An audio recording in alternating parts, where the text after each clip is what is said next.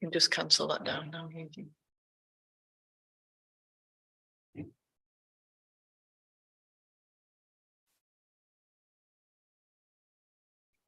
Okay, right. So welcome to this December meeting of Colne Town Council. Is there any apologies this evening? Liz, Jonathan's in his office party.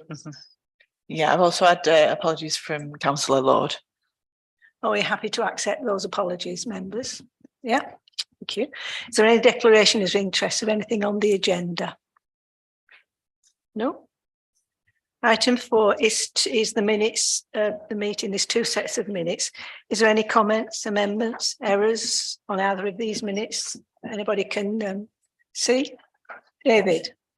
Just got one small one. On the last meeting, we said we'd put the rhythm and blues as a standing item on full council agendas. But obviously we then had the extraordinary where it was discussed. So perhaps there's not a lot happened between then and now. Perhaps it's January. But yeah. Yeah, that starts in January, but So that was all. Otherwise, I'm happy. right, okay. And the other minutes as well. Can I have a proposer for each set of minutes, I'll please? propose them both. Right, thank you. And a seconder for both. Howard, thank you. All those in favour? Thank you. Public forum. Is there any speakers asked to speak this evening? No. Right. Okay, exclusion of the public. To determine during which items, if any, the public are to be excluded from the meeting. Such an exclusion would need to be on the grounds that, in view of the nature of the business to be transacted, if the public were present, there would be a disclosure to them of exempt information within the meaning of Schedule 12A of the Local Government Act 1972. I think there's 1 or 2 items that is on the agenda as for private. So is everybody okay with that we take the item 15 as a private item?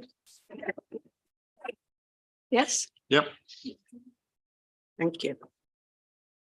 Item 7, to receive a schedule of payments from 9th of November to the 13th of December 2022 for approval. So on sheet 7A, is there any issues?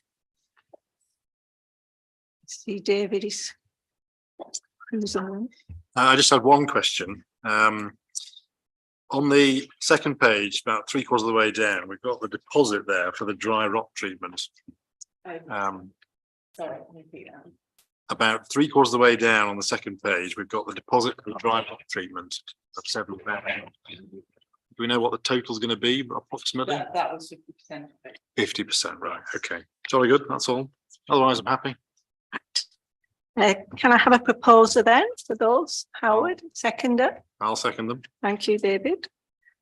All those in favour? Thank you. Now we've got paper 7B. Is there any issues on the summary of budget spend and commitment? Nope. Oh, well, can I have a proposer, please, for those as I'll well? propose them. Thank you, David. Well, I will take Emma's seconded. Okay. Item 8 is the budget for 2023-24. To consider and review the presented budget recommendation from the FES committee along with the 3-year forecast. Again, I'm asking for questions, comments. And yes, I'm happy to listen to what Dina's got to say. No, I was just going to say, obviously the budget has been to FES. Originally, it did represent quite a expenditure increase of about 22%. The FES committee asked me to have a look to see if I could bring that down to a more acceptable level. So between 10 and 15%, which I managed to do. We did find out that the base rate for Colne has actually increased, which actually means that we can increase by less but still get the same amount of money. So that is actually a good thing. Okay. But I have taken quite a lot of capital expenditure budgets out, like your repairs and maintenance, new equipment, that kind of thing. They are at minimum levels in order to get it into that acceptable level. Where there is an earmark reserve, I have reduced the R&M budgets considerably, so that if anything untoward happens, we will have to call on that earmark reserve rather than have the money sat in the budget. Okay, thank you. Sarah? Still wondering with these if we're not on the. There's no We are signal. on. It's just a reminder that it's not. Okay. But I just was checking. I, not trying to be awkward, and I would have come with a kind of sanguine acceptance had I not seen what has gone on at Trawden Parish Council and also at Pendle. And that has sort of altered how I feel. I think that we have been fortunate, as you say, with the increase in the base. So that's helped us. But Trawden is knocking 30 grand off its budget, which is an awful lot for Trawden. And that is in understanding that we're all going through a hard time. So we should pair everything. Now, I sort of put this to David, because obviously he's far cleverer than me, and certainly with regard to budgets and spreadsheets and so forth. And he explained that you had gone through the process and taken some chunky amounts off. But I sort of said to him, this is my view, I try not to shoot me down, that we could be looking to be earning more money. And I feel that things like Cone and Bloom, where people have said, oh, I'd like to pay more for my basket, in that it has built into it some of the watering costs, and or could we put on some chargeable events on at Alkincoats, and or really promoting Primit, which is costing us a fortune. And it's something that I always feared. You know, when we took it on, I didn't want it to cost us a fortune, but it's the thick end of 50,000. And I understand that these things should be subsidised. They're good things. I'm not suggesting that allotments could ever pay for themselves, or that Alkincoats could ever pay for itself. These things are things that we do for our town that we're always going to have a cost. But I think that we could look at the other side of it and try to earn more money from some of these so-called assets. And I think in the spirit of understanding that all of us, you know, we were talking before the meeting about how cold Mary was and how cold I am, and how we're wearing silly amounts of clothes in our houses. All of us in the town, each in our different way, is struggling. My mother is a butter addict, and she's finding the cost of butter just phenomenal. You know, she has butter because she couldn't get it in the war. I said it has been some time since then, but you know, so it's affecting absolutely everyone. And I think it would send a really good message if we could look to move more, which is something that Pendle's doing, to a more pay-as-you-go model. For if you're using the service, you are paying that little bit more. It's still subsidised, but you are paying that little bit more. And if we could look to try to make it zero, I'm not suggesting we cut it like Trawden has been able to, and possibly look at the use of, you know, earmark reserves for, say, the town hall. Could we try to make it zero? And I think Coners would really know that we were also with it, struggling to help them. Now, David pointed out to me, yes, but Sarah, it's only so many pounds a year on a Band D. But I would just say every little helps. I would just say, though, there's not very much in the Colne Town Council budget that is discretionary. A lot of it is services that we provide. Being that the grounds maintenance has gone up by 120%, we can't cut that. So we have to have that in. And literally everything else that isn't a contract, isn't set in stone what we have to pay. I have literally gone through it all. Certainly, I fully accept all the fixed costs and the, you know, the extra help we get for outsourced things, they're all fixed. I'm really talking about, could we be raising some more money? Like, you know, the town hall costs us £168,000 a year, which is a phenomenal amount. And I would like to see, perhaps this is actually separate from raising more money, I'd like to see people enjoying it more and experiencing it. And lots of people in the town really would love to come in the town hall. Could we make something of that helps us make money so that I'm not saying we can fully defray the cost, not at all, but just help even up the other side of that balance sheet. I mean, the FES committee have said that in the new year, they want to look at fees and charges and review, obviously, everything that we have there to see if there's scope to increase. But then in this climate, you don't really want to be seen to increase costs too much because, again, people are feeling the pinch. So they are the users of those services. Yeah. Does anybody else want to? Yes, Howard? Thank you. We've been we have been hit by a bit of a double whammy, or even a triple whammy, with fuel prices going up that we hadn't really, well, nobody budgeted for, because nobody knew they were going to go through the roof, other than perhaps Mr. Kwarteng and Miss Truss.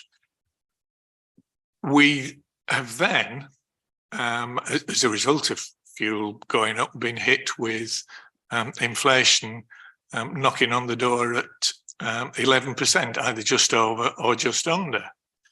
Again, you know, pointing down at Westminster, that's where the problem comes from.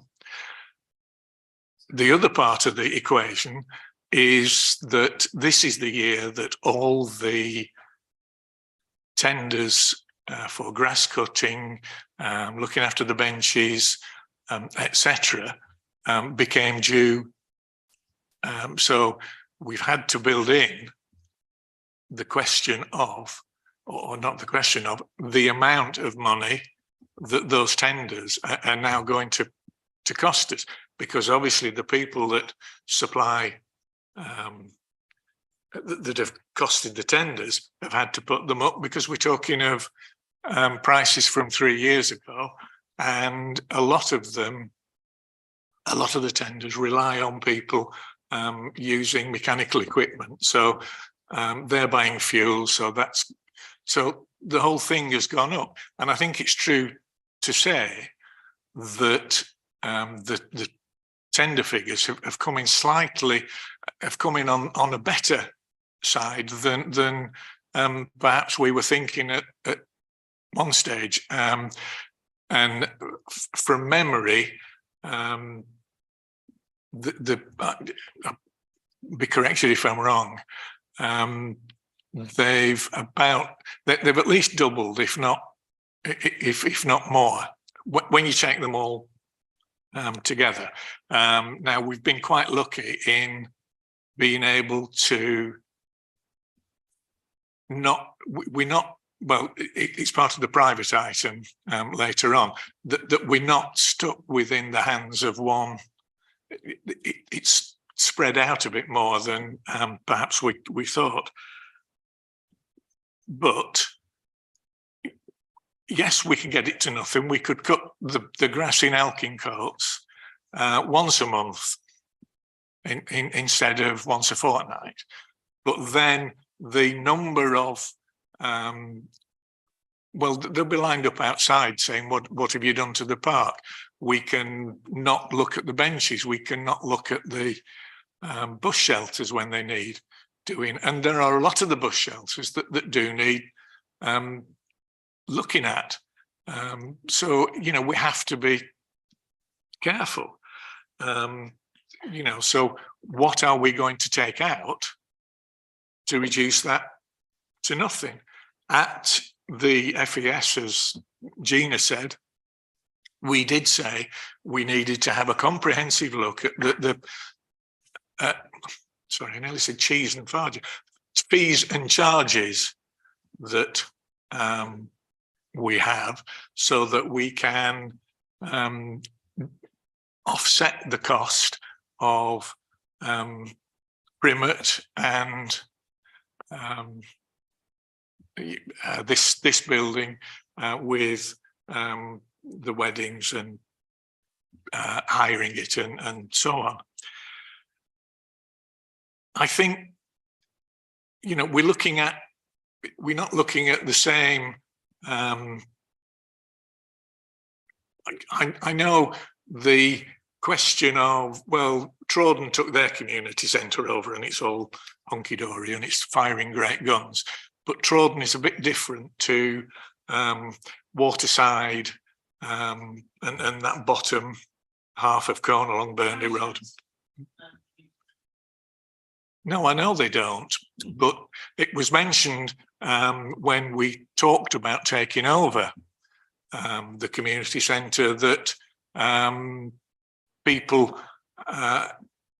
people running it should take it over and we could get a group of people.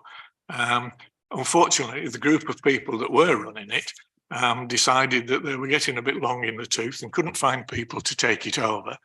So we are now in the position of running it fully.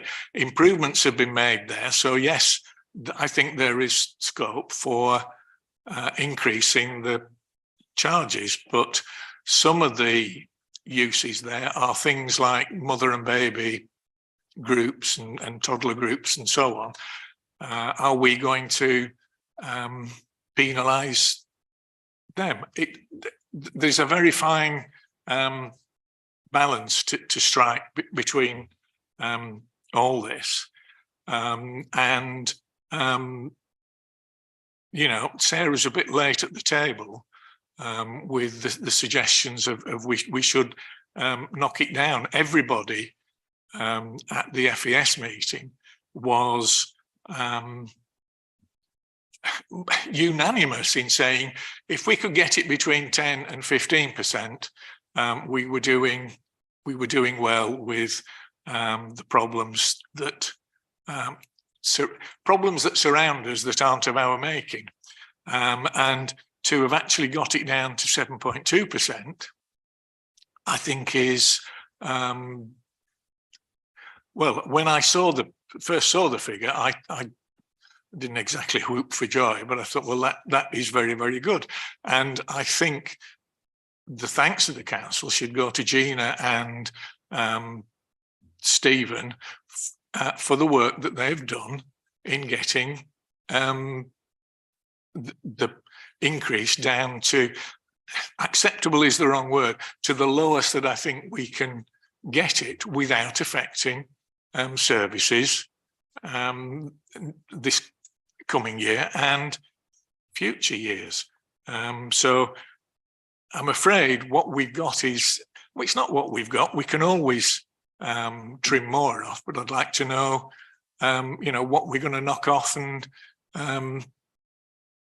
what we, you know, if we're going to knock, we've taken a risk in taking off some of the repairs and maintenance, and we're sort of crossing fingers and toes that we won't have a big problem and have to dip in to reserves. So I'm happy, Chair, to move.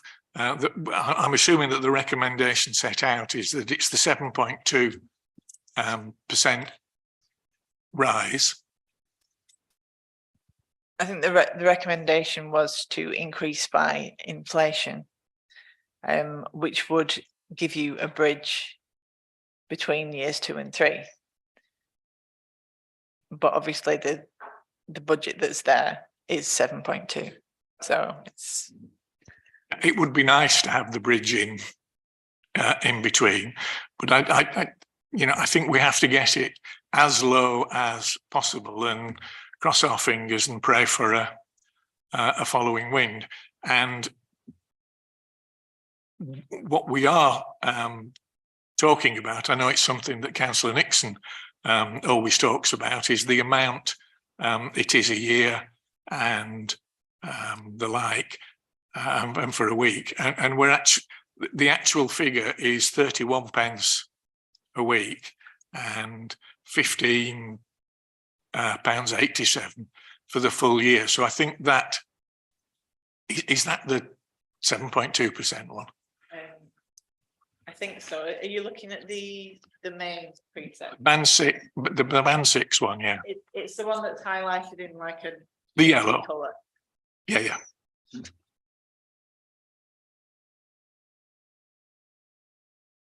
Hang on. So no, it's actually less. It's less than that. It's 20 pence. It's 20 pence a week. £7.30 for the year Yeah. on a bandy. Sorry, so you slipped that one in there when I wasn't looking. I assumed that was the same as that, but I see now it isn't. So that's even less.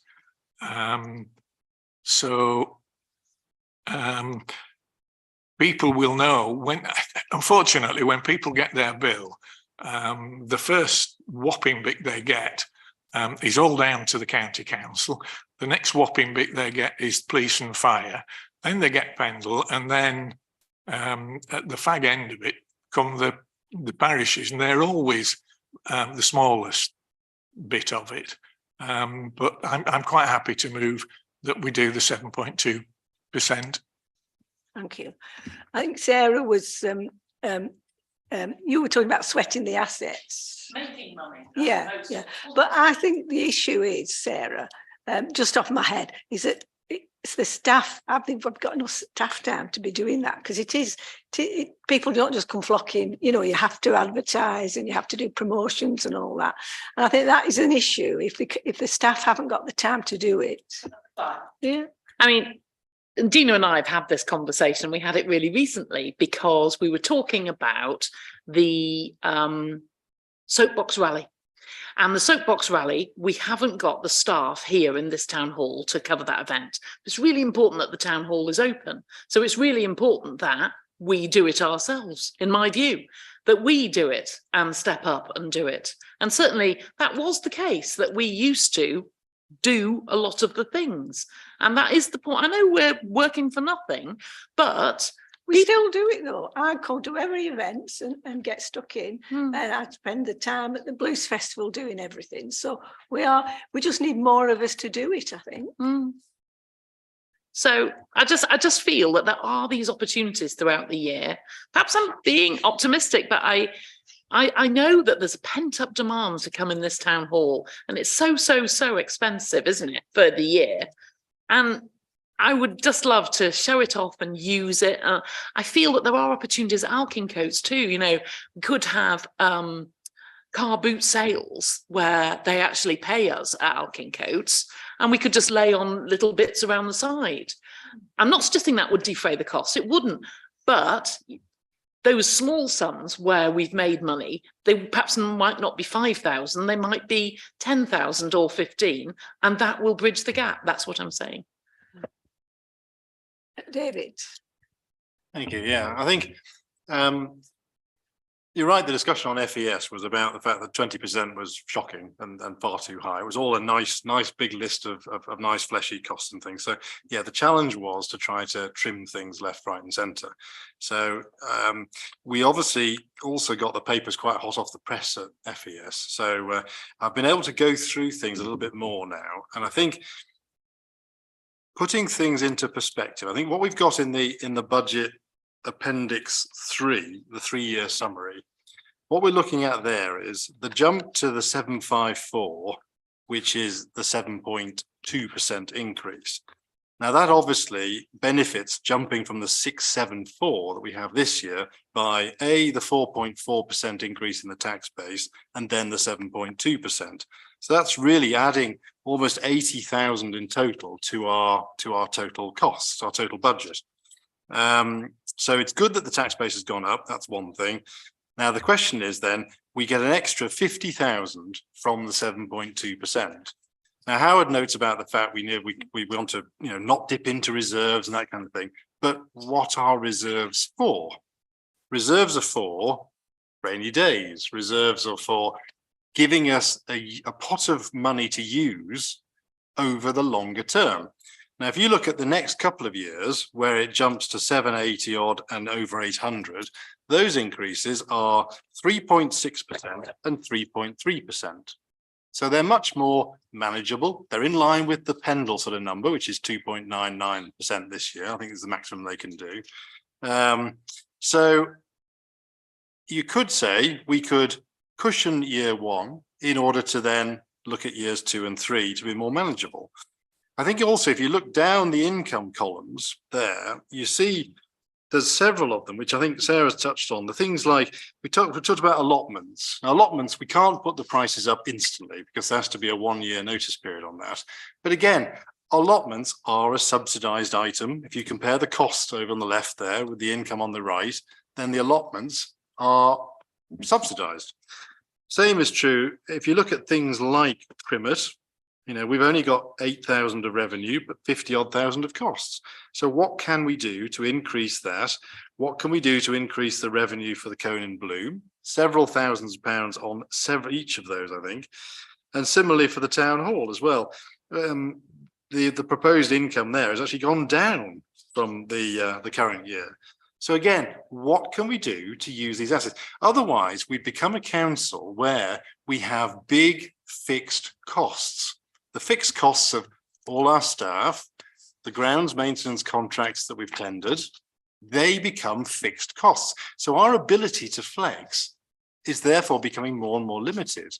And we've got to be careful we don't get a regime where we have too many fixed costs. And obviously what we then do is we just pass it on. Fixed costs gone up, you could say, are our utilities fixed? They're pretty fixed because obviously we've got to have the heating on to some degree. But then again, do we do what we do in our houses and turn the heating down a bit? You know, no offense there, Gina, let's, you know, but it is often quite warm in this building. So you think to yourself, what can we do to try to economize, tighten our belts and whatever? You know, yes, we've got services to provide, but we can provide them in a more flexible way. The This Is Pendle survey that Sarah touched on, people said we are more prepared to pay as you go. If I take up a service, I am more prepared to pay for that. It might be £1 or £2, it might be £5 or £10. It might be booking a room for an event. It doesn't mean you get it for free or even heavily subsidized. Why not pay for a valuable service? So I think there are things we could possibly do with this. And I mentioned about reserves just a while ago. There are guidelines as to how much reserves we should or shouldn't have. And I think the guidance is for our core reserves, we should have between 3 and 6 months of money, a pot available. And that is about 280 odd up to 460 odd, something like that. We have 515. So we have more than enough in reserves to be able to cushion it for a short amount of time. Similarly, on the earmark reserves, we say we should have about 30 odd % or so. Again, it's nice to have these pots of, I mean, we've got £289,000 worth of earmark reserves with some big numbers set aside for the town hall. We know if something goes wrong with the town hall, it's quite expensive. You know, you've got to suddenly have a leak in the roof there. We know we've got to plan one day to do the whole roof, but in the meantime, we could do spot repairs. We've kept a repair and maintenance budget in of about 20,000. So you could say, why not take that away entirely and say that's what earmark reserves are for?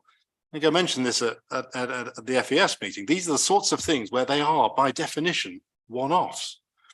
So I think there's potentially scope where we could trim more on the cost side and we could beef up the revenue side.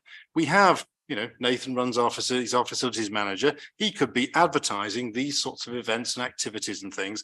We talked about the Friends of Elkingcotes. We had an event there recently. Let's have another one. Let's really use that. Let's get people working in this town to help the town and all its assets.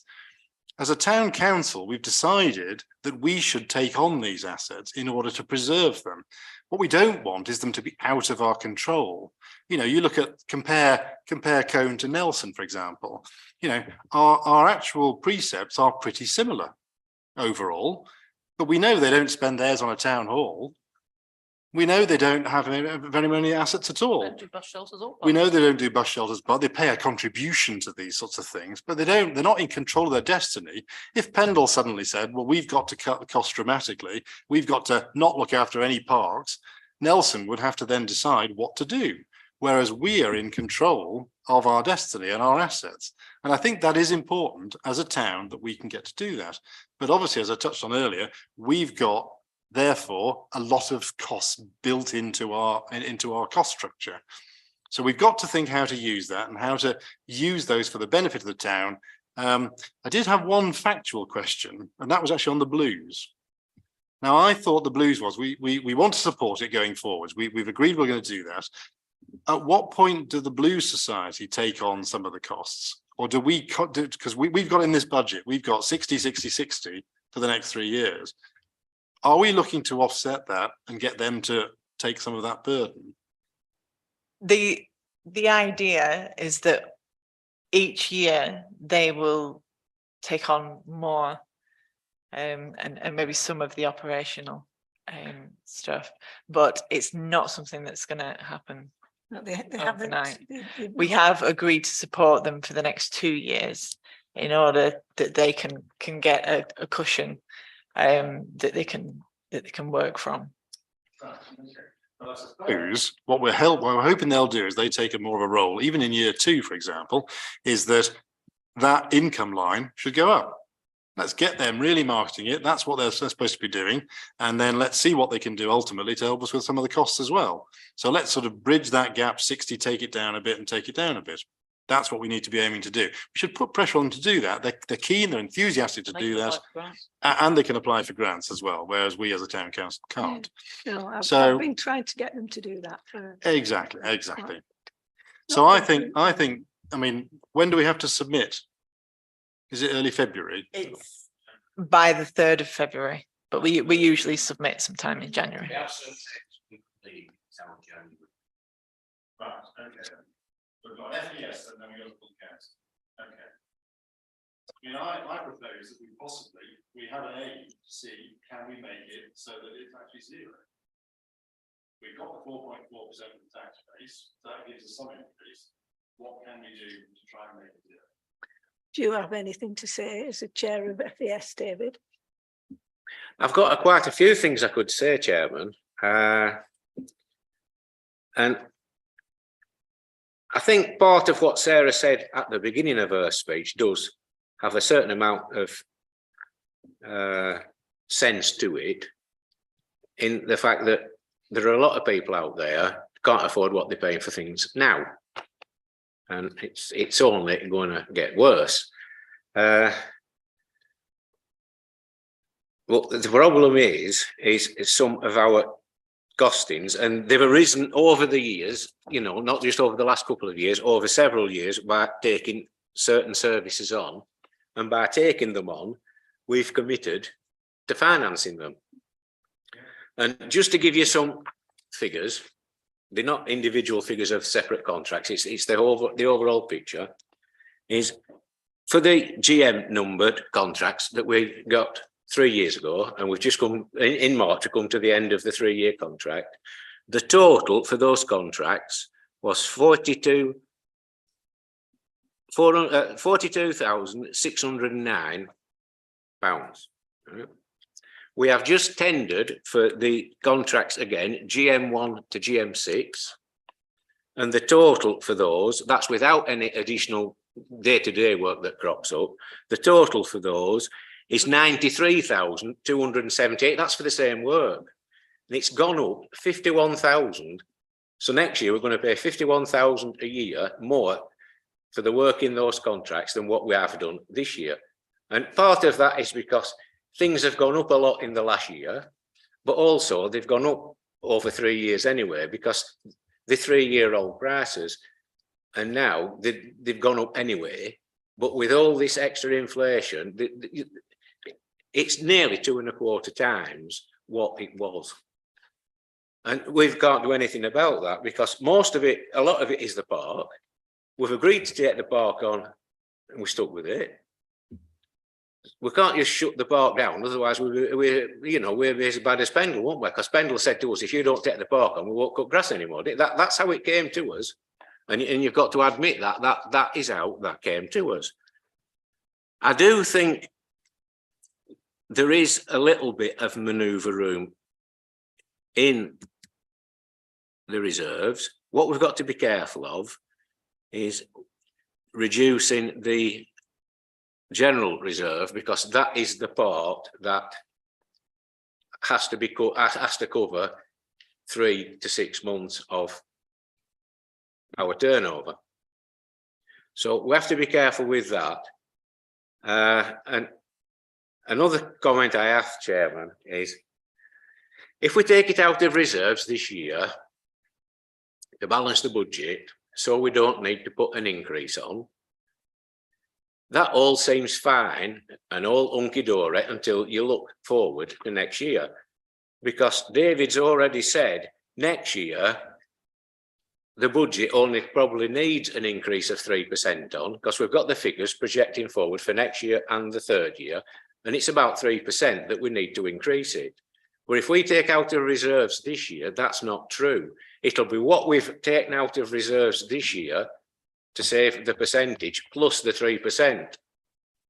So next year, if we don't put the 11 on this year, next year we would have to put 14 on, because you can't keep taking it out of reserves, because sooner or later the money you've taken out of reserves is no longer there to take. And what do we do next year? That is the problem with it. I agree that we should try and keep it as low as possible, and I think all of us in this room probably do.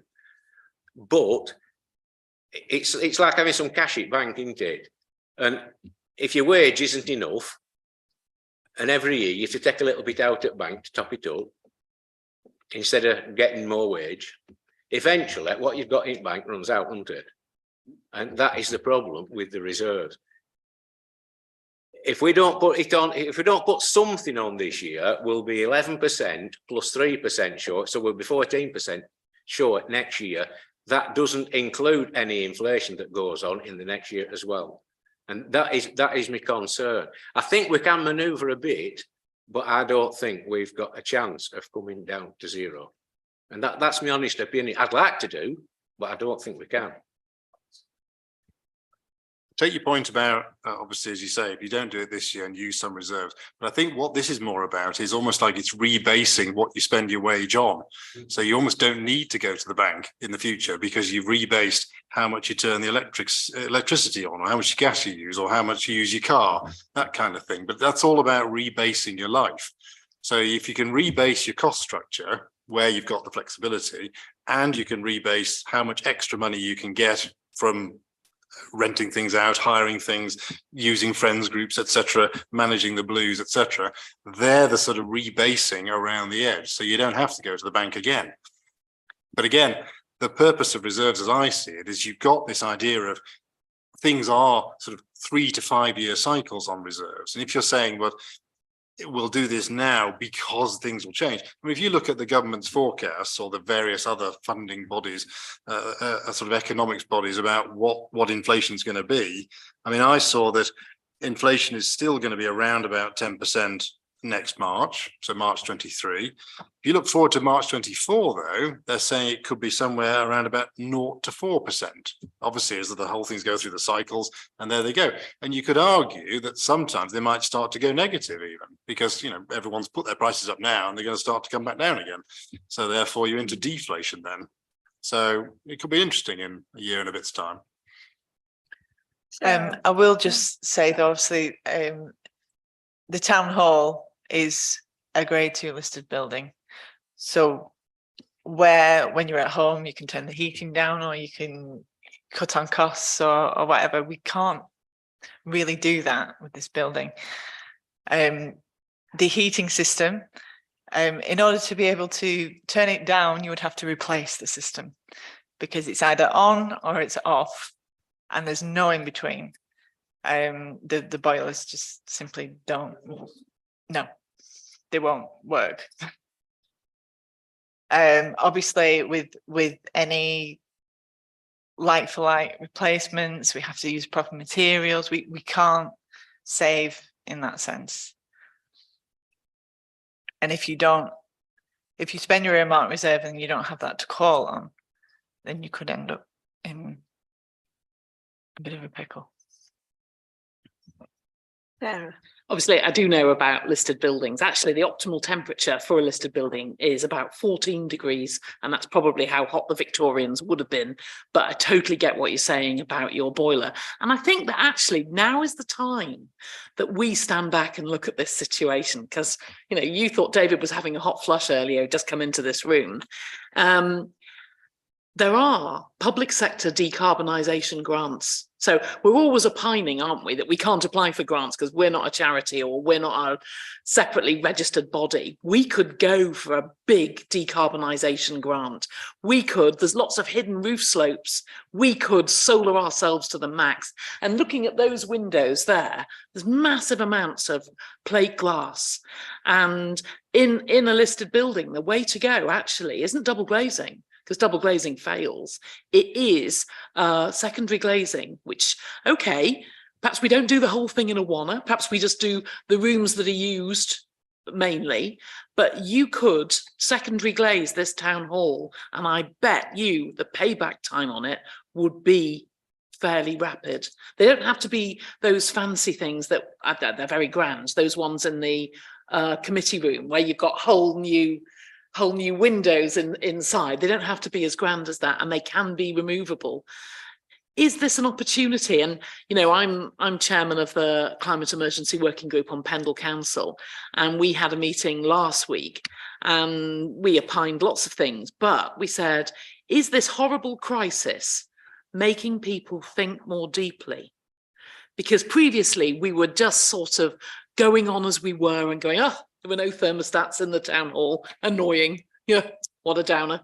But now we can sort of grasp this and say, okay, this has actually forced us to focus.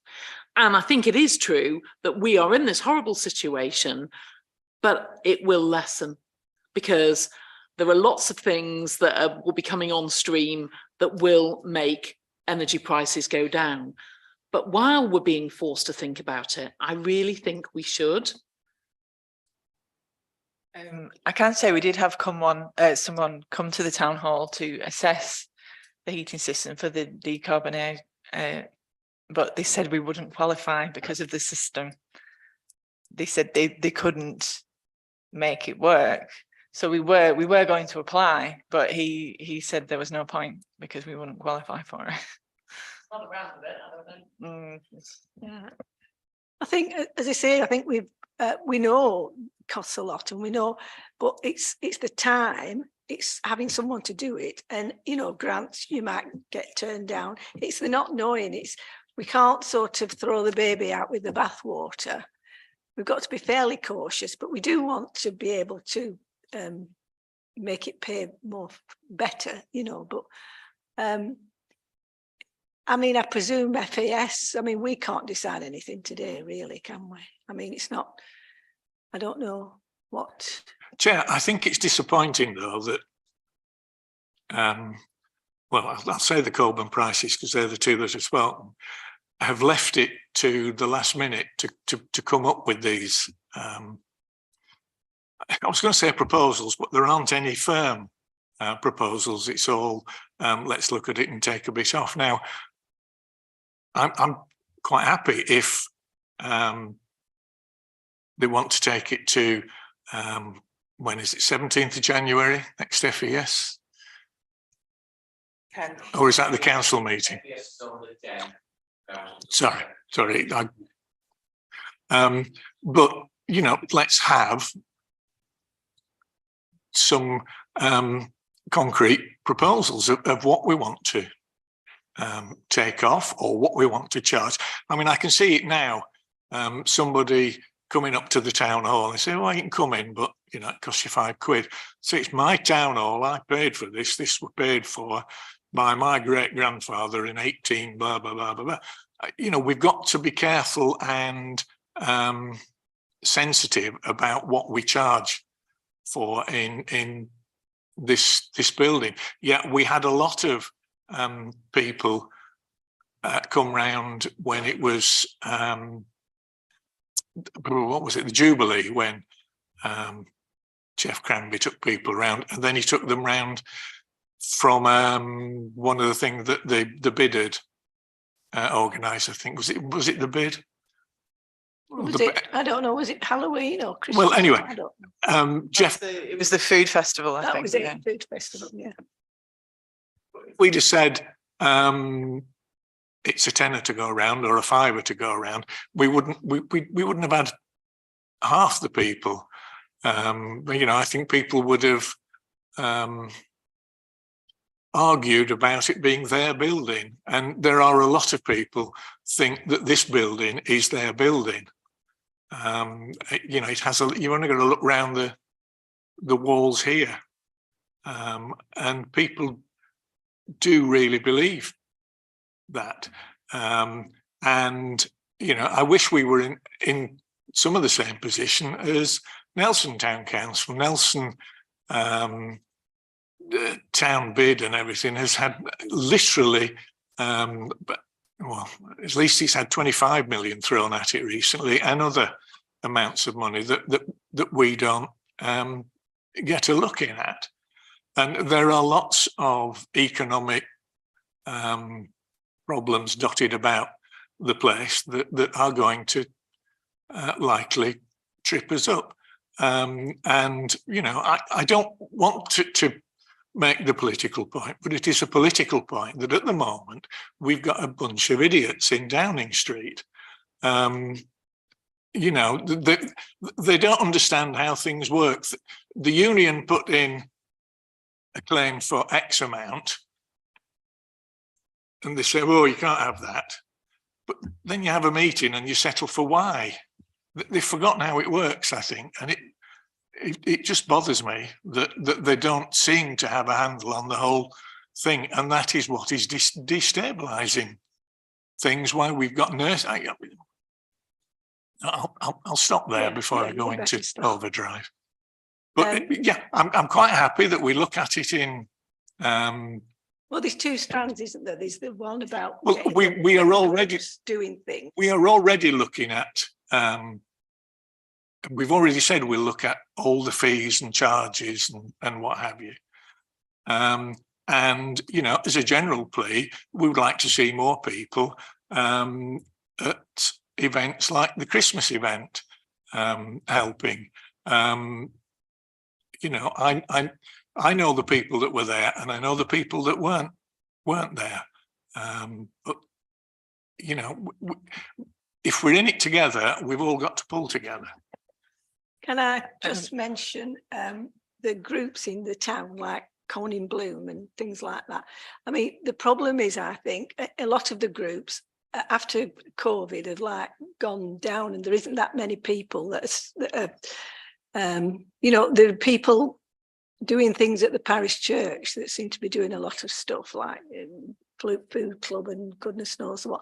But we don't have, I mean, there's Coning Bloom, isn't there? That's still, but you haven't got lots and lots of people, have you?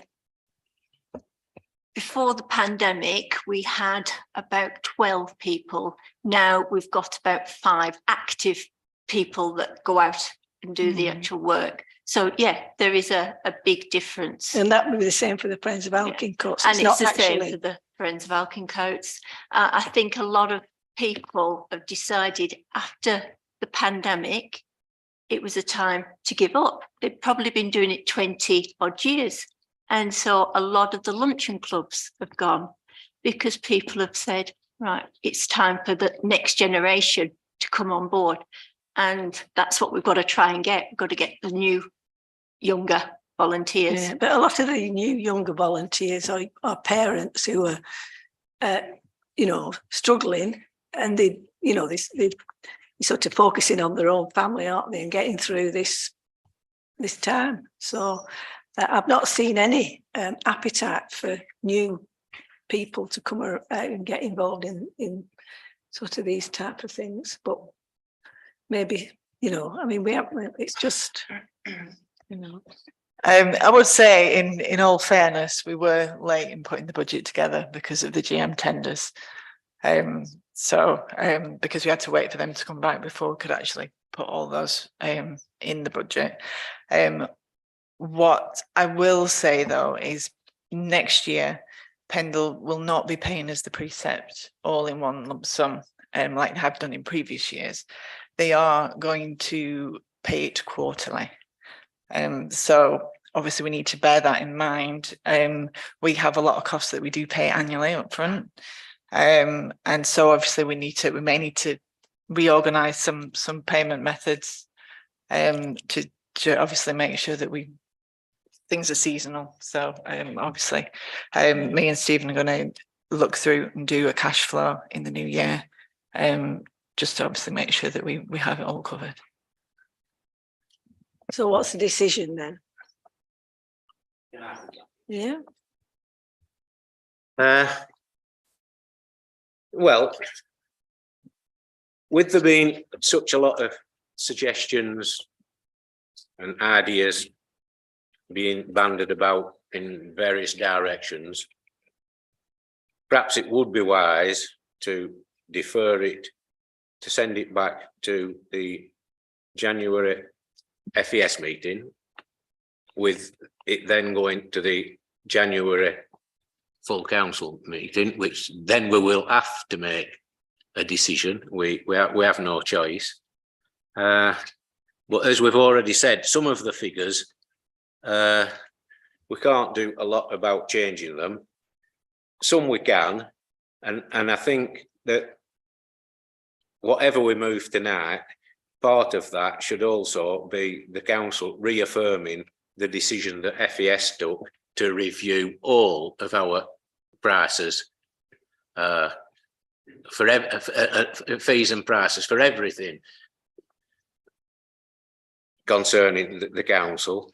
I mean, just taking for instance, and I'm singling one particular service area out, which is the allotments. Is when did the allotments last go up? When I was chairman of it? Well, probably it might have been, and Probably when I was chairman. I know it's been said. Some of the residents prefer to be on a pay-as-you-go type thing and pay for what you use. Well, I think everybody would prefer to do that, wouldn't they? And there's probably a lot of people sat at home thinks, well, I would prefer to do that with the Lancashire County Council figure as well, because I'll pay for school when I need one, because they've no kids or no grandchildren or whatever. But I do agree that certain services, the amount we subsidise it should be reduced, and the people who are benefiting from that service should contribute more towards it. And allotments is a typical example for that, because they don't pay that much anyway. It's not an astronomical fee. But the trouble is with that, I believe they can only go up in October, don't they, normally? Yes. And you've got to give a year's notice. So the soonest the allotments could go up would be October 24, wouldn't it? So if we decide in 2 months' time with a review to put the allotments up, it won't kick in until October 24 anyway. And that's one thing we need to keep on top of, because every year they keep saying, oh, we'll not put them up, we'll not put them up, we'll not put them up. It won't gain as much income. And then when you do need to put them up, you can't, because you're restricted. So I think we need a review of everything, and everything from allotments at A right through to weddings at W. I think we need to go right through the lot and say, does it need to go up? Should it go up? And we ought to have a proper item come back on the agenda and go through the whole lot, just like Pendle does with the fees and everything. And I think we've got to do that properly. So I think we should reaffirm that we're going to do that, what FES suggested. I think it can come back to the January round of meetings, but what we need to be careful of is the amount in reserve. If we're going to bring it down, I wouldn't like to come any lower than whatever the 6 month figure is. just in case it's needed. And another thing,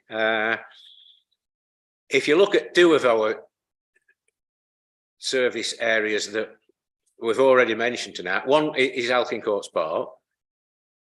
So any contract money on that is basically spent in the summer, because it's the summer when the hedges want cutting, basically, and it's also when the grass wants cutting. So that money comes in the summer part. It's from end of April onwards when Coning Bloom kicks in and they want their money. And we've already said we're going to get our money quarterly. It's not all going to come in one lump sum like it did on other years, because Pendle have now told us that they can't afford to give us it all at once. So they're going to give us it in 4 instalments, which is fine. And we were going to use some of the reserves to cushion that, because some of the money is seasonal, what we spend, and it's got to be, you know, it's not good watering plants in winter, is it? When we've collected all 4 parts of the money, some of it's in the summer. So we were going to use some of the reserve money to cushion the money going out and coming in as a cash flow basis, which David will understand.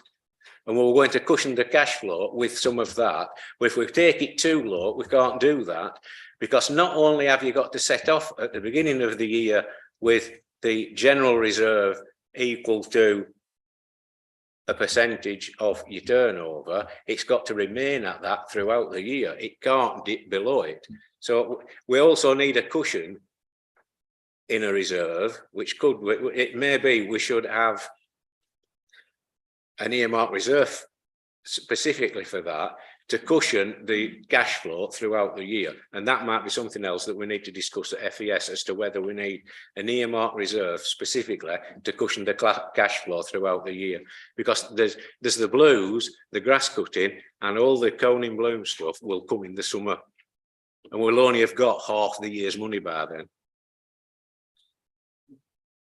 I think there was one safety net though in the Pendle briefing note, which did say that if we did our quarterly analysis, and as you say, looked at some of the seasonal stuff, if there was something which said, hang on a minute, we spend 60% of our money in the first half and 40% in the second half, then they would be prepared to support that and give us some additional money up front if necessary. So we do have that safety net if we look at it. So yeah, but yeah, take your point on managing the cash flow. And I think it's better if the council tries to do it themselves and covers their own back, rather than relying on another organisation like Pendle Council doing that for us. I think we ought to be sort of self-sufficient.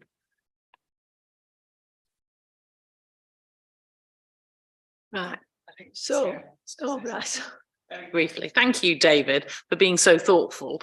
There is an enormous amount of complexity. It's a moving target for everybody, whoever you are, whatever your household finances, whether you're a council, whether you're enormous, whether you're small, it is really difficult, and we have to take a lot of things into account.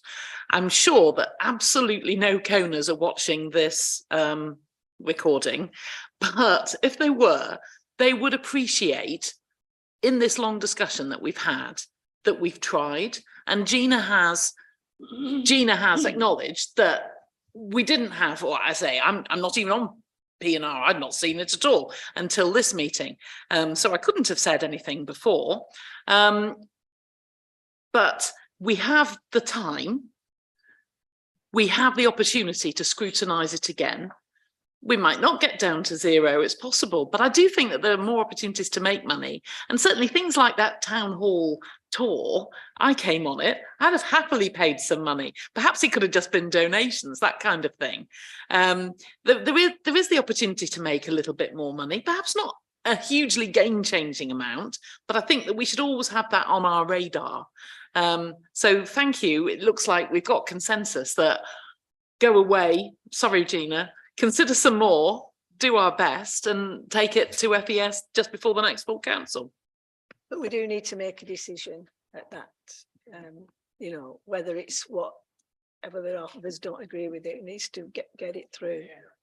I will just say though, we do actually break up for Christmas after tomorrow, and the papers for the FES meeting will need to go out on the Thursday we get back, which literally gives me 3 days. but yeah. You know what you're doing.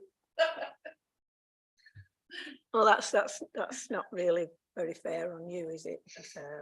But I mean, this is a problem. We don't have the staff to do, I mean, like Sarah says, you know, advertise, you know, we just don't have the people to do it, you know, to make them. Generation shifts.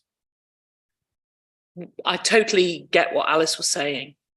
And I think there has been a passing of the baton, and we should be using our big social media reach to get not people who rightly, as you say, have done 20 years, they're hanging up the trowels, fair enough.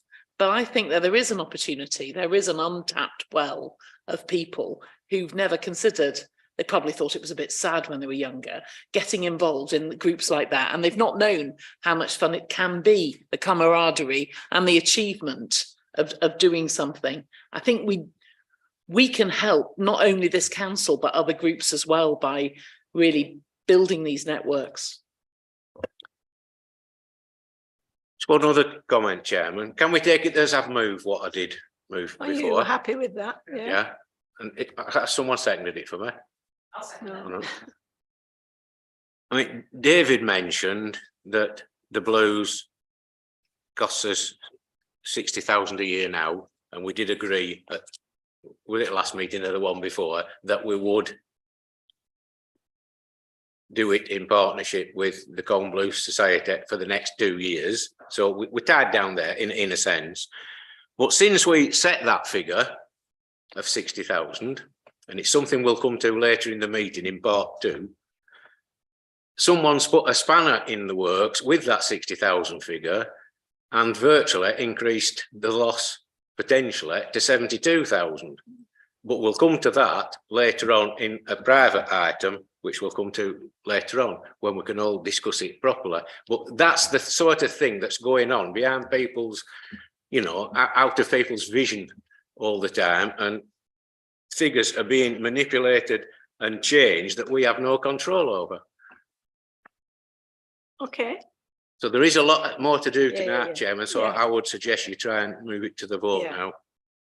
Right, are we, do you say the proposal again, that we send I it? forgot what it was. Well, it was to look at all the. It was to bring the budget back to the FES meeting in January, and then a week later to the full council meeting in January, and for the council to reaffirm the decision of which FES made, which was to have a review of all fees and prices.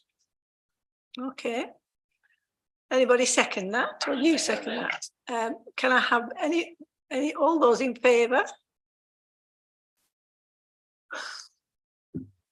Nobody against, right, thank you. Can we move on, please? Is that, so are we on item 9 now? Treasure our town. To discuss allegiance to this group and to consider activities for 23-24. This is again, we need people, don't we? So currently this isn't a group. It was a group mainly composed of councillors plus a few randoms. So we'd have to build the group. Previously, what we did was we went on the lighter evenings only. So 6 months of the year, I think from April or March, depending when the lights, it's never ever more than an hour. We invite Pick Up for Pendle and we invite random people to come with us, and we form a spreadsheet of things that are definitely wrong, that could be obviously a council matter, such as a loose curbstone or a graffiti or something like that.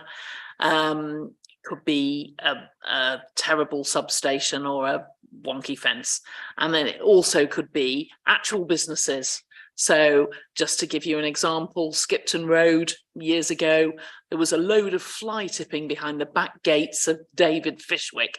David Fishwick didn't use these gates. They didn't notice, they didn't care. I mentioned it to them. They said, oh my goodness, look at that, it's terrible. They sorted it out.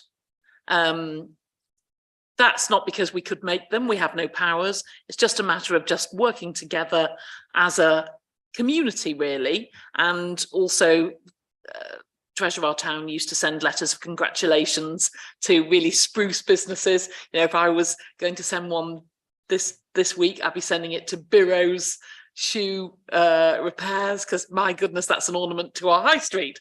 Not that Treasure of our town goes up the high street. It goes to the least regarded places within Combe that where these things are not looked at by councils. That's really the point of it.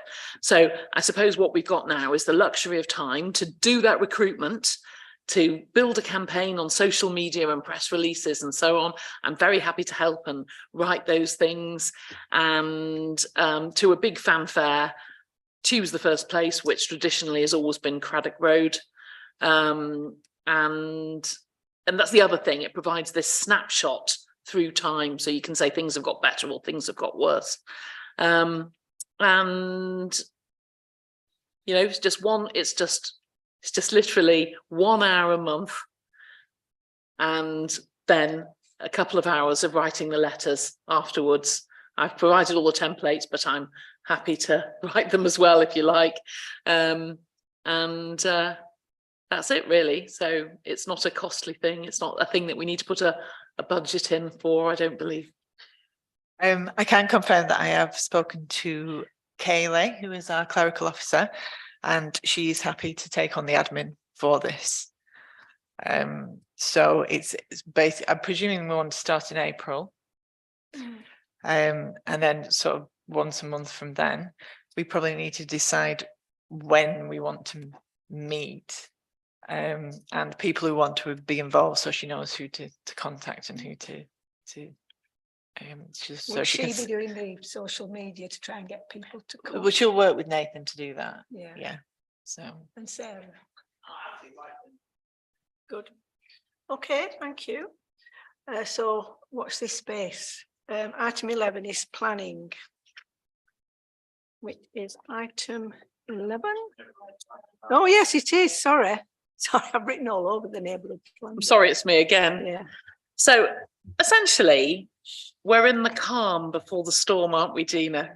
Gina and I and Brian and David went to the big meeting at Nelson Town Hall, and essentially now we're waiting for the sort of reconciliation points from localities agent, who's a very, very knowledgeable chap. We basically didn't need to say hardly anything at all, because it wasn't anything that we could really bring. It was just a matter of making sure that Pendle Council understood that Regulation 16 is all about the basic conditions and not about the content of the plan. So in this room, we might have views about, I don't know, particular policy.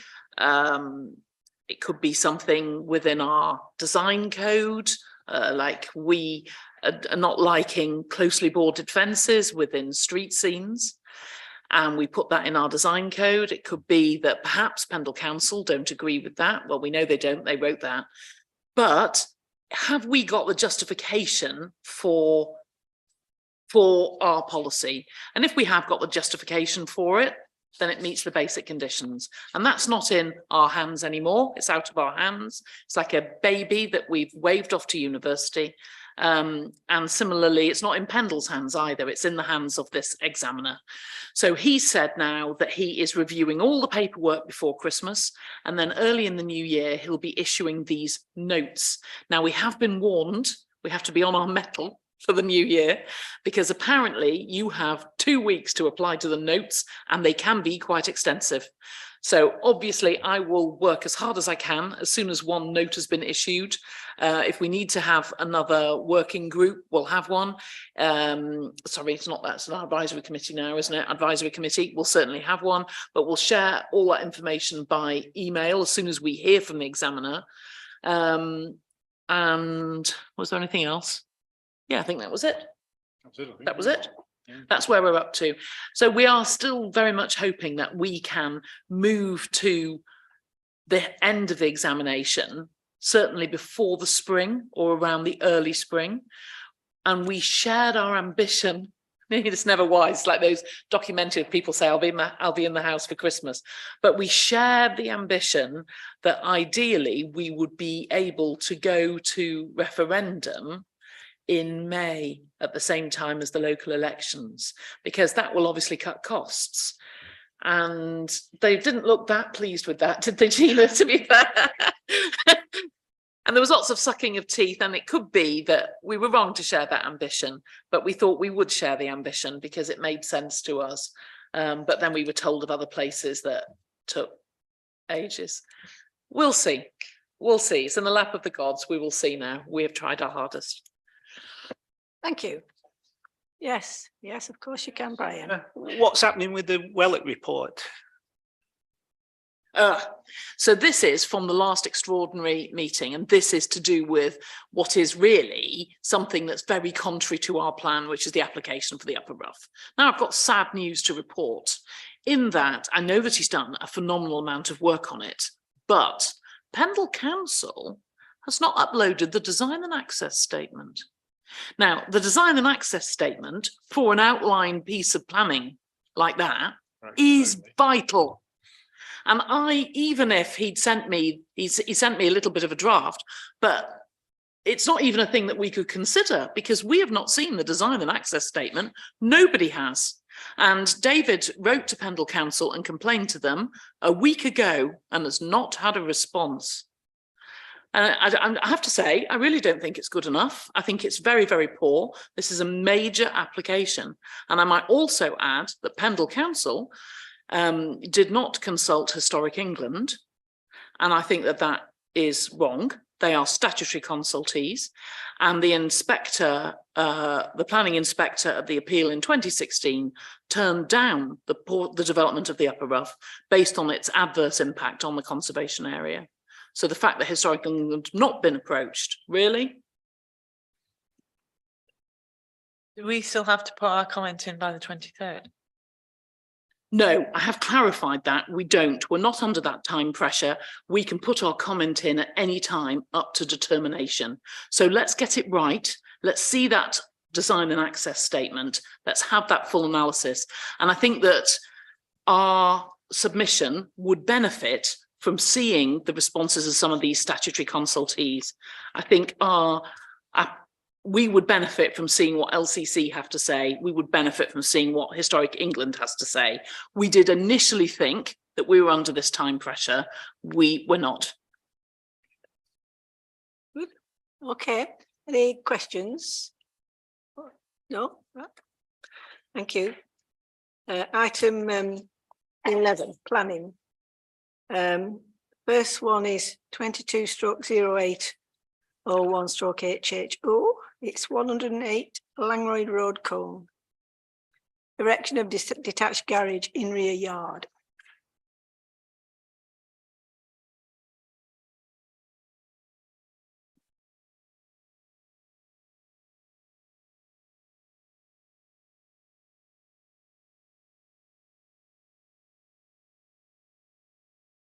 It's a bit strange, isn't it? There's no record of bins.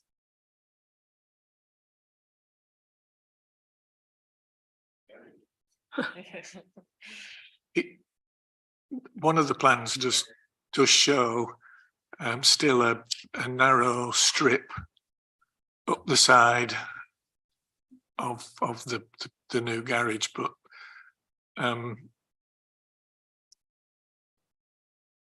the county council make the point about this.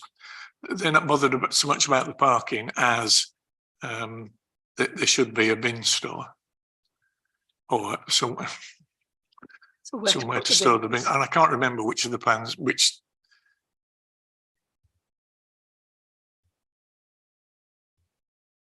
What do we want to say? Anything about the? Well, I think it's nothing against the actual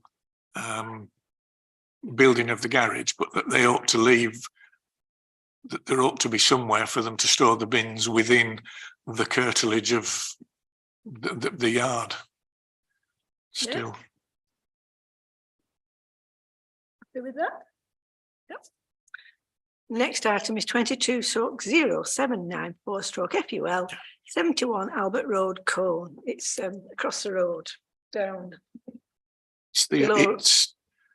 It's the false well, teeth. it says it's a dentist, Yeah, it's but just it was next actually to- the false teeth man, wasn't it, rather than a dentist. But was plastic dentist. a plastic? Oh, plastic. Sorry, Yeah. missed what. Yeah, So for you to change to apartment and studio office to basement with car parking space to rear yard and external alterations. all the alterations, as far as I could see, were all at the back, and at the front. It does say that they're any windows they're replacing with wood to match existing colours and the like. I can't remember. I meant to look earlier As long today. as it looks like a Looks like a house, house in the but there middle used of to be a the sign in the houses. garden. I don't know whether that's still there. Mm. But presumably, if the office bit is going to the back, they won't need the sign. But I think it's fine. Okay, fine, no comment. 22/0815 FUL, 120 Burnley Road, Colne. Insertion of large dormer window to front, alteration to front elevation, and erection of two-storey extension to the rear. Yes, Sarah. This is a horror. So although this isn't in a conservation area, this should be, we should, I feel, put an objection in here. Not only is the aspect ratio relative to the house completely wrong, it replaces a pre-existing Victorian dormer, but it sets a precedent on the row. So once you get one, you get loads. Now, actually, there's a Pendle, what are they called? Supplementary planning guide. Supplementary planning guidance thing that says if there are fewer than 25% with dormers on the row, then you just can't have them. I don't know whether that's the case here, but I'm guessing it probably is. Looking at Alice, she probably would know. Burnley Road, probably unlikely that there'd be a lot of dormers there. But in any case, this particular sort of modern dormer, the design and access statement says, oh, it'll improve the look of the building. No, it won't. I don't think it will at all. I think it's awful. Is there a picture of it? Perhaps not. Yes, you can just see. Oh. That you can see the Victorian. Oh. You can see the Victorian one in the top. You can see it. You can see what was intended. This was the end of the terrace. Oh yeah, with a little. Yeah, that was what was intended. And then the whole front of the roof slope will now be taken up with this big modern protuberance. And it was in the last picture, Eugene, but it was a detail of it that you just flashed through. Oh. Was it colour? I don't think it was. Anyway, I really do feel we need to put in an objection, because otherwise we'll get these all the way down Burnley Road. Ah, there it is. So you can just see it. Can you see in the second block?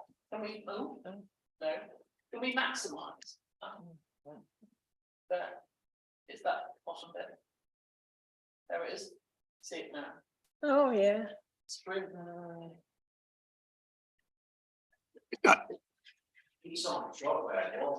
Yeah, It's the the filling out at the back is fairly common all the way along. In fact, the chip shop on the other on the opposite gable end is built out like that. Not the dormer. I mean the across the backyard, which is quite common. But yeah, if they'd have left the dormer alone, well, not left it alone because it's probably falling down, but if they'd have maintained that shape, I think our comment is, if they're going to have a dormer, it should be along the lines of the one that's there now. In amongst it, it argues that gives more light, but yes, it does. And it also argues that there are dormers within 50 metres. Now, I don't think there's one as large as that within 50 metres. Might be a little one. Too big. Too long shape, too big. Are we okay to move on? Have you got that, Gina? Yeah. 22/0820/HHO 60 Stanroy Drive, Colne. 2-storey side extension and single-storey rear extension of existing house with associated material alterations, external works and the removal of existing dilapidated detached garage.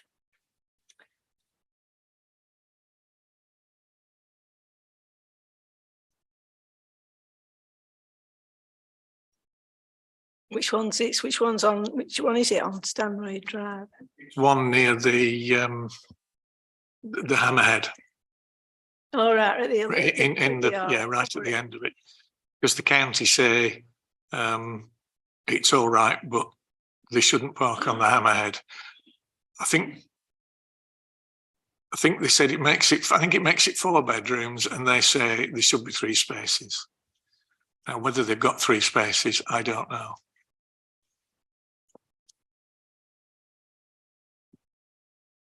Are we saying anything? Is there any? I think that there is a worry that it leads to a terracing effect, but I think there are others on there that have had this done. So, Can't say. and not just here, throughout Pendle. So that would be a bit harsh on that. I think that the only question is whether there is enough parking space. There are 3 get my teeth working. If there are 3 parking spaces, which is what the county say there should be. Yeah, to stop them. And walking you know, on let's turning, not let's ask that whatever's put down there is, I think the word is permeable, so the water don't rush off. Okay. 77 Derby Street, Colne. Full erection of a single-storey extension to rear of property. These are quite small houses on Derby Street. It's in the bottom block. In the bottom block, they're even smaller, aren't they? Yeah. Opposite the mill. Or whatever they use it for now. Anything to say about this? No? No? Couldn't quite work out why Liberator were trying the plans, but So is it council? No, I don't think it is. I think they've probably just done the, on a paying job. Are we? It's one of Many. about the place, yeah. I'm not saying anything about that. Yeah. The last one is, well, the last one I've got is ARM Capital digital display sign on paved area to Matalan. Yes. I've attempted to call this in. This is what I wrote. Dear Joanne, I'm appalled by this proposal for a pleasant green fringe in front of Matalan on the North Valley Road. The applicant, by contrast, concludes smugly that the presence of such a humongous feature would improve the experience of any visitor to the area. This is arrant nonsense. More than that, it is greed and an admission that cars along this stretch are stationary for long periods. As you know, recently a massive display screen such as this was turned down on Plumbers Roundabout further up North Valley Road. This application too should be rejected. In the planning statement, an illustration is given showing the identical screen on some sort of grim urban highway in London. As a sweetener, the applicant offers to paint the frame any colour that the local authority desires. Whoopee-doo. Also in the planning statement, paragraph 136 of the MPF states that the quality and character of places can suffer where advertisements are poorly cited and designed. It goes on to state that advertisements should be subject to control only in the interests of amenity and public safety, taking account of cumulative impacts. Planning practice guidance relating to advertising displays was published in March 2014 and sets guidance on advertising proposals and the approval approvals process in England. Factors relevant to considering amenity include the general characteristics of the locality, including the presence of any feature of historic, architectural, cultural, or similar interest in the immediate neighbourhood, and they are to be assessed in any proposal. Within the PPG, it is highlighted that advertisements would only be permitted in an industrial or commercial area of a major city where there are large buildings and main highways, where the advertisement would not adversely affect the visual amenity of the neighbourhood of the site. It is most certainly true that the character of Colne would be besmirched by this imposing horror. There has most definitely been an accretion of illuminated totems and other garish, ugly erections on North Valley Road. There has to be an end point. It is simply unreasonable to point to one piece of ugly crassness and say, there, this place is already spoilt, let's have more of it. In 2.14 of the NPPF, it mentions industrial or commercial area of a major city as a good location for developments such as this. Colne has a population of less than 20,000, so it is no more than a mid-sized town. Also, although there is indubitably commercial development along North Valley Road, there are many, many houses too. This is a residential area just as much as it's a commercial one. I feel certain that those residents would not welcome this awful proposal. Chair, more fundamental than that, the plan, one of the plans there shows, I think the thing's 4 meters high and 6 meters across. Is it? Oh, well, anyway, where they're showing it and saying it's on a pavement, well, they haven't looked at the site because there must be, I'm guessing, a 1.5, 2 meter difference in level between the Matalan building and the pavement at the top. So one, it won't fit. Two, there's all the traffic lights there, so I'm sure the county will have something to say about it interfering with traffic, because people want to turn into Glen Street and, you know, coming down Langroyd, it's going to distract, or turning right, coming down Langroyd, it's going to distract. So I think, you know, highway grounds alone, never mind to besmirching and a horrible erection. It's just horrible. Chairman, Yeah. I think we should object to it on the grounds given in the Lancashire County Council objection, which has gone into Pendle Council today. Which possibly Eugene could bring it up if he goes on website. Oh, I didn't know, because I looked at it. I can read what they say. It says North Valley Road is classified Street 668, subject to a 30-mile-an-hour speed and text. The sign is supposed to be slightly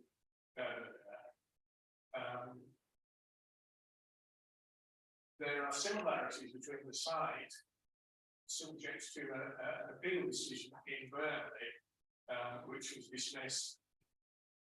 An appeal that was dismissed recently in Burnley. The main reason for the decision was the conflict for right-turning vehicles at the city, which is the same as this case, with right-turning vehicles travelling from Langroyd Road to North Valley, having a short time to view the site and immediately having the right turn to Glen Street. In this case, there are two collisions. In the previous 5 years on North Valley Road between the signals and Glen Street, which resulted in one slight and one serious injury. The sign element, well, the sign elevation shows the sign located on flat level ground. However, the sign is steeply, so it is a steeply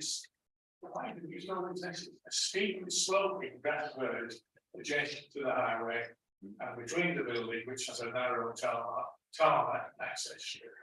Due to the lack of accurate elevation detail, it's unclear if the sign will be the eye line of the traffic signal heads at the junction. So. And it's horrible. Could I also forward those things at the end of the year to Yeah. Gina? Because I think they could try to overcome a couple of those, couldn't they, and find something. It does sound like it's not happening. Put a surprise, a little gas on this one there, instead of these eyes and then forward.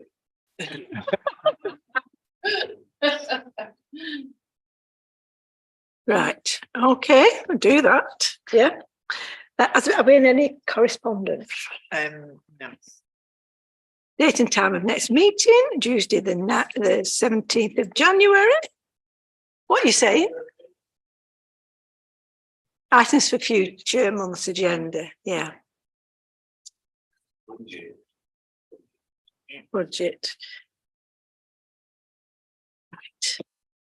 Date and time of next meeting. Yes, absolutely. Maybe it's an item for next meeting. Yeah, well- I'm looking at finance sheet and there's like 26 items that have been bought from Amazon. And I think a lot of these items could have been bought at the local businesses. So Yeah. I think, can we look into that, please, for next time? Yeah.